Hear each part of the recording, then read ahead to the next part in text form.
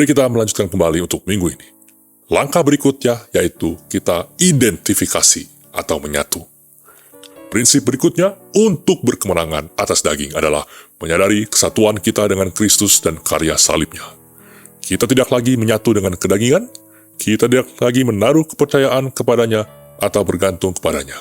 Filipi 3 ayat 3. Kedagingan dan kehidupan jiwani yang sepakat dengan kedagingan, Roma 7 ayat 23, hanya mempunyai satu tujuan, agar kita diperbudak oleh sifat dosa. Efesus 2 ayat 3. Sekarang saya ingin bertanya sebuah pertanyaan. Apakah Anda telah dilahirkan kembali oleh Roh? Jika ya, maka Yesus telah menyelamatkan Anda. Ialah penyelamat Anda. Apakah Anda menjalani perjalanan iman Anda dengan bersikeras untuk mempertahankan cara-cara Anda sendiri, menuruti keinginan daging Anda, karena menurut Anda itulah hal yang paling tepat untuk menyenangkan Allah? Untuk menghindari hal ini, Anda harus bertanya pada diri Anda sendiri pertanyaan berikut ini. Apakah Yesus Tuhanku? Definisi dari istilah Tuhan atau Lord dalam bahasa Inggris berarti memimpin di sepanjang hidup. Apakah Anda mengizinkan Yesus untuk menjadi Tuhan atas hidup Anda? Apakah Anda mengizinkan Yesus untuk memimpin Anda di sepanjang hidup Anda? Atau apakah Anda yang memimpinnya melalui perbuatan baik kedagingan Anda?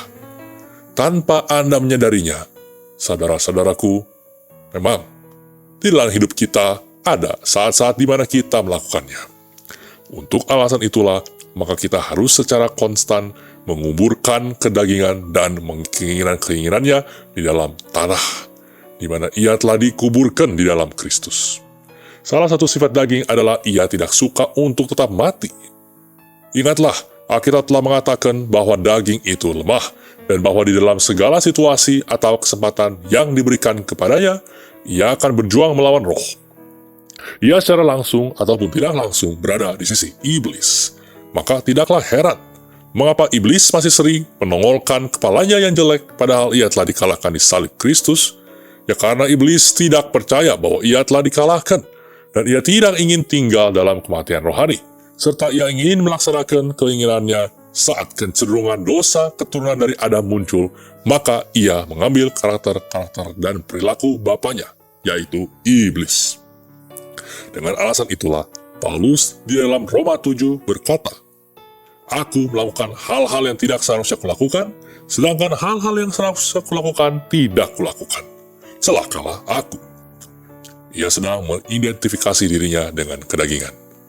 Kemudian di dalam Roma 8, Paulus berkata, Anda tidak berada di dalam daging, tapi di dalam roh, dan tidak mempunyai kewajiban atas daging. Kita adalah benar-benar penakluk.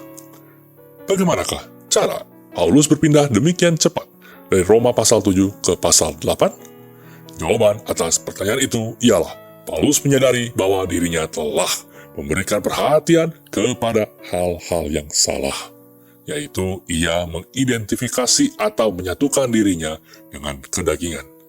Tetapi kemudian ia sadar bahwa kesatuannya ada di dalam Kristus dan karya salibnya. Hal inilah yang mulai mengubah Paulus di akhir pasal 7. Saat ia menjadi satu dengan Kristus dan karyanya, ia mulai berseru, Aku tidak lagi seorang pendosa. Roma 7 ayat 20. Apa yang terjadi? Pertama-tama, Paulus mengidentifikasi dirinya dengan caranya sendiri. Tetapi setelah ia sadar, ia melakukan identifikasi dengan melalui roh manusianya yang telah menjadi ciptaan baru di dalam Kristus dan menjadi tempat kediaman Kristus. Dan di mana ada Kristus, dosa tidak lagi berkuasa. Jadi roh manusia, Paulus telah dijadikan baru dengan berdiamnya Kristus. Sehingga Paulus kemudian berkata bahwa dosa tidak berasal dari dirinya, tapi berasal dari dosa yang diam di dalamnya, yaitu dari kehidupan jiwanya atau pemikiran-pemikirannya yang masih menjadi sasaran dan serangan pengaruh roh jahat.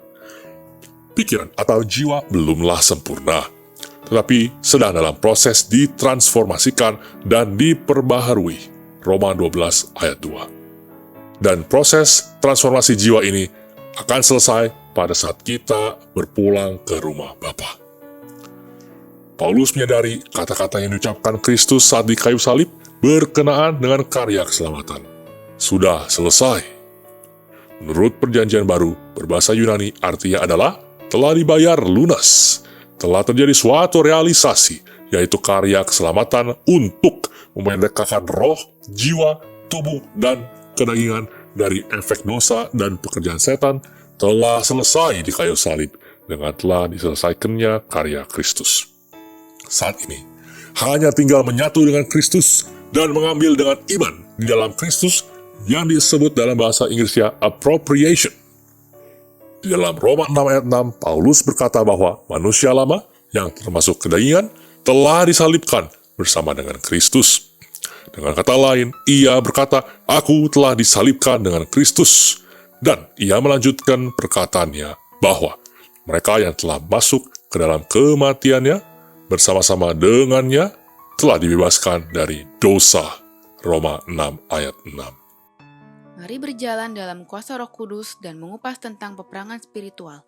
Subscribe YouTube channel kami dan nyalakan lonceng notifikasi serta follow sosial media kami untuk mendapatkan konten Kristiani secara reguler.